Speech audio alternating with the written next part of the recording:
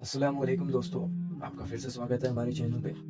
और जो लोग नए हैं उनको बताना चाहेंगे कि हम करियर गाइडेंस से रिलेटेड वीडियोस बनाते हैं। अगर आप स्कूल में हैं या कॉलेज में हैं और आप जानना चाहते हैं कि आपके लिए कौन सा कोर्स अभी आगे बेस्ट पड़ेगा, चाहे आपने 8th 10th 12th या फिर आपने बैचलर्स मास्टर्स या फिर आपने पीएचडी की हो और आपने कंप्लीट कर लिया वो कोर्स और उसके बाद आप कोई जॉब्स की तलाश में हैं, तो उससे भी रिलेटेड हम इंफॉर्मेशन यहाँ पे डालते हैं। तो अगर आप इस चीज़ में इंटरेस्टेड हैं तो आप चैनल को सब्सक्राइब कर सकते हैं और आप अपने दोस्तों को भी शेयर कर सकते हैं जिनको इस चीज़ की रिक्वायरमेंट है।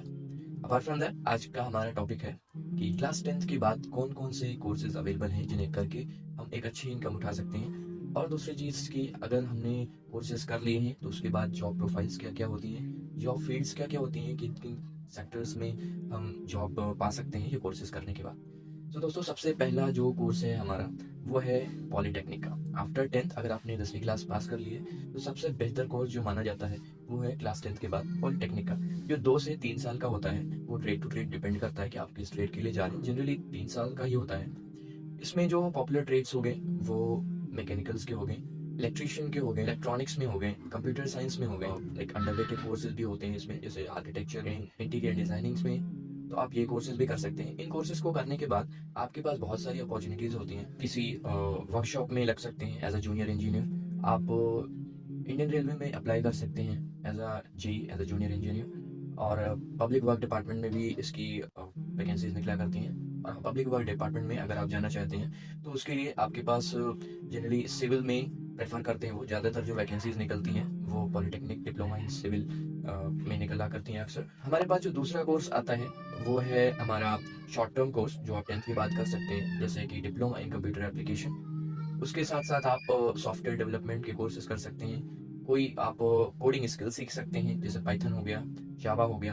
आप ये सब कोर्सेज करने के बाद भी एज अ वेब डिज़ाइनिंग पैसे कमा सकते हैं, एज अ वेब डिज़ाइनर, जिसमें आपको अच्छी खासी इनकम हो सकती है एज अ फ्रीलांस। इसके अलावा जो कोर्स है हमारा वो है होटल मैनेजमेंट से रिलेटेड।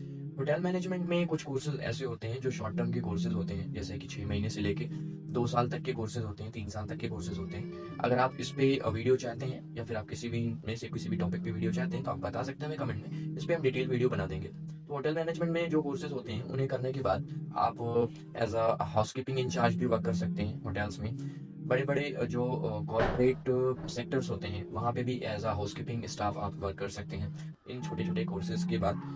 उसके बाद जो आपका अगर आप कोई कोर्स नहीं करना चाहते हैं और डायरेक्टली आप 10th के बाद आप चाहते हैं कि हमें जॉब मिल जाए, तो फिर उसके लिए आप एक एग्ज़ाम होता है एसएससी एमटीएस का, जो गवर्नमेंट करवाती है।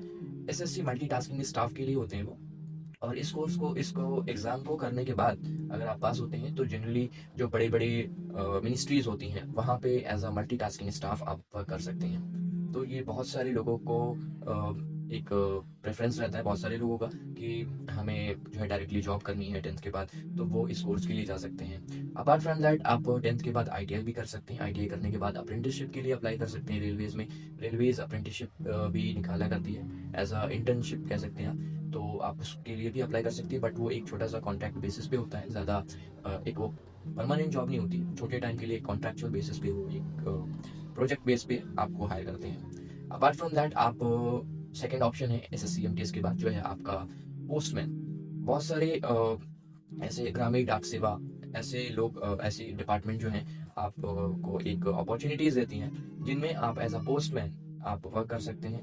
आपको जनरली पोस्टमैन में आपको कुछ पोस्टल कार्ड्स होते हैं और पोस्ट ऑफिस के जो स्टफ्स होते हैं उन्हें आपको डिलीवर करना होता है। वो एक पार्टिकुलर एरिया होता है कि आपको शायद 5 किलोमीटर या 10 किलोमीटर इसके अंदर ही आपको डिलीवर कर देना होता है उसके लिए। बट उनकी जो रिक्वायरमेंट होती है जनरली हाई कट ऑफ जाता है उसका।